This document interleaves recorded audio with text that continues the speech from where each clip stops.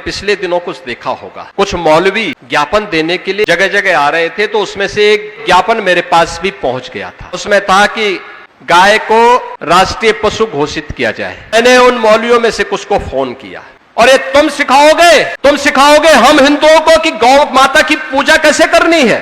गाय के नाम के ऊपर बाबा कत्ल कर रहे हो लोगों को, किस लिए कत्ल कर रहे हो?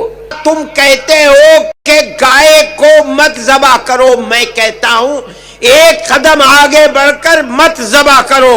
मैं मुतालबा करता हूं, तुमने जिस तरह मोर को नेशनल बर्ड बना रखा है, मैं मुतालबा करता हूं गाय से मजहब हिंदू का जुड़ा हुआ है, तुम उसको नेशनल जानवर बनाओ। अस्सलाम वालेकुम रहमतुल्लाहि व बरकातुहू। नाज़रीन, मैं एहतिशाम निज़ामी कासमी। दोस्तों, आपको बताएं कि गाय के मामले पर योगी आदित्यनाथ का एक ताज़ा बयान इस वक्त खासा चर्चा में है, क्योंकि योगी ने अपने बयान में बराह रास्त मौलवियों का जिक्र किया है। योगी आदित्यनाथ ने कहा कि मैंने उन मौलवियों से कहा, हम हिंदुओं को तुम सिखाओगे कि गौ माता की पूजा कैसे करनी है और इसको राष्ट्र पशु घोषित करना है। आपने पिछले दिनों कुछ देखा होगा और मैं आपको स्मरण कराना चाहूंगा उसको लेकर के। मैं भौचक था, कुछ मौलवी ज्ञापन देने के लिए जगह जगह आ रहे थे, तो उसमें से एक ज्ञापन मेरे पास भी पहुंच गया था। उसमें था कि गाय को राष्ट्रीय पशु घोषित किया जाए। मैंने कहा भी पशु तो ज्ञापन देने वाला व्यक्ति है, उसकी बुद्धि पशुवत है। अरे गाय हमारी माता है, जन्म जन्म का नाता है, गाय हमारी माता है, वह सनातन धर्म की माता है। तो मैंने उन मौलवियों में से कुछ को फोन किया। मैंने कहा भी मुझे एक बात बताओ, ये तो हमारी सनातन धर्म की धरोहर है, भारत की धरोहर है, आपने पशु क्यों कहा? और यही पशु शब्द मैं तुम्हारे लिए उपयोग करूं, तुम्हें कैसा लगेगा? कहा साहब गलती हो गई। मैंने कहा ये गलती या शरारत? और ये शरारत बार बार क्यों? और ये तुम सिखाओगे हम हिंदुओं को कि गौ माता की पूजा कैसे करनी है। अरे हमारा तो कोई संस्कार गौ माता के बगैर होता ही नहीं है। हमारे यहां हर हिंदू का संस्कार है कि पहला ग्रास गौ माता का होता है। पूरा भारत जानता है कि गाय को कौमी जानवर बनाने की किसने मांग की थी बड़े पैमाने पर। दोस्तों, आपको बताएं कि योगी का ये बयान 14 अगस्त को सामने आया और उनकी जानिब से सोशल मीडिया पर शेयर की गई वीडियो भी तेजी से वायरल हुई। अब यही बयान गाय के मामले पर एक नई बहस को जन्म दे रहा है। दोस्तों, दरअसल आपको बताएं कि चंद माह पहले 21 मई 2026 को मौलाना अरशद मदनी सदर जमीयतुल उलमा हिंद ने गाय के मामले पर बड़ा बयान देते हुए कहा था कि हुकूमत को गाय को कौमी जानवर करार देना चाहिए। आप सब लोग खड़े हो इस मुतालबे के अंदर। हम सब मुतालबा करते हैं कि गाय को कौमी जानवर बनाओ। जो बेचता है उसे भी पकड़ो, जो खरीदता है उसे भी पकड़ो, जो खाता है उसे भी पकड़ो। मुजरिम है, हर शख्स को मुजरिम बनाओ, सिर्फ निहत्तों को नहीं। अस्सलाम वालेकुम। क्या आप सिर्फ 1499 रुपये में उम्रा करना चाहते हैं तो अपनी किस्मत ज़रूर आजमाएं। सिर्फ 1499 रुपये में आपको मिल रहा है एक मुकम्मल बुर्का हिजाब सेट, जिसमें बुर्का, हिजाब, नकाब, हाथों के दस्ताने, पैरों के मोज़े शामिल है और पूरे इंडिया में होम डिलीवरी बिल्कुल फ्री है। अल्हम्दुलिल्लाह हमारा ये सिलसिला दिसंबर 2025 से जारी है और हमारी पहली कुरानंदाज़ी 27वीं शब में रमज़ान में हो चुकी है।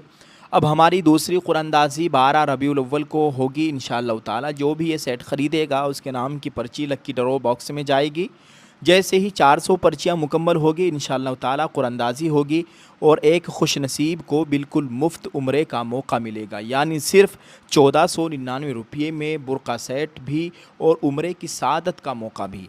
आज ही अपना सेट हासिल करें और अपनी किस्मत आजमाएं। स्क्रीन पर दिए गए नंबरात पर आप कॉल कर सकते हैं, हमारी टीम के मेंबरान से बात कीजिए, जल्द अपना ऑर्डर बुक कीजिए। शुक्रिया। अस्सलाम वालेकुम। मौलाना अरशद मदनी ने गाय के नाम पर होने वाली मॉब लिंचिंग और तशद्दुद के मसले को ख़त्म करने की बात की थी।